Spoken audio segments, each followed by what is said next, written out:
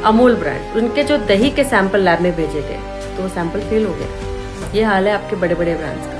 अमूल और पतंजलि के ये दो प्रोडक्ट्स गलती से भी यूज मत करना, और अगर करते आए हो इसे अभी फेंक दो। गोरखपुर में जो अमूल का दही है उसमें fat and solid not fat content ratio में प्रॉब्लम पाई गई, यानी सिंपली वो फ्रेश नहीं पाया गया, उसकी क्वालिटी जो है वो FSSAI के स्टैंडर्ड से मैच नहीं कर रही है। जो पतंजलि का रिफाइंड ऑयल है उसमें एसिड वैल्यूज और जो प्योरिटी लेवल्स हैं उसमें इरेगुलरिटीज पाई गई हैं। बट द पॉइंट इज कि इस टेस्ट में फेल होने का मतलब ये नहीं है कि इनके सारे ही प्रोडक्ट्स जो हैं वो प्रॉब्लमेटिक हैं। एक्सपर्ट्स की बात मानी जाए तो एक बैच जिसका टेस्ट हुआ है सिर्फ उस पर्टिकुलर बैच में प्रॉब्लम्स हैं, बाकी सारे प्रोडक्ट्स जो हैं वो फिर भी सेफ हैं।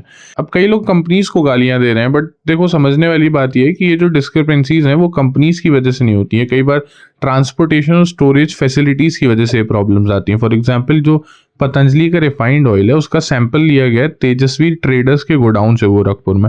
अब उन लोगों ने क्या किया था कि तेल को एक प्लास्टिक कंटेनर में भर भर के रखा हुआ था, तो ऐसे में डिस्क्रिपेंसीज तो आएंगी रिजल्ट्स में।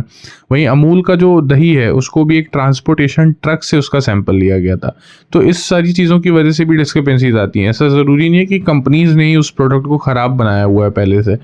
अब आप ये खा सकते हैं कि नहीं, सेफ़ है कि नहीं, तो टेस्ट के बाद जो प्रॉब्लमेटिक बैच है जिसमें ये चीज़ पाई गई है, जो फेल हुआ है टेस्ट, वो तो कॉन्फिस्केट कर लिया गया है, तो बचे हुए जो भी प्रोडक्ट्स हैं होपफुली मार्केट में वो सेफ़ हैं।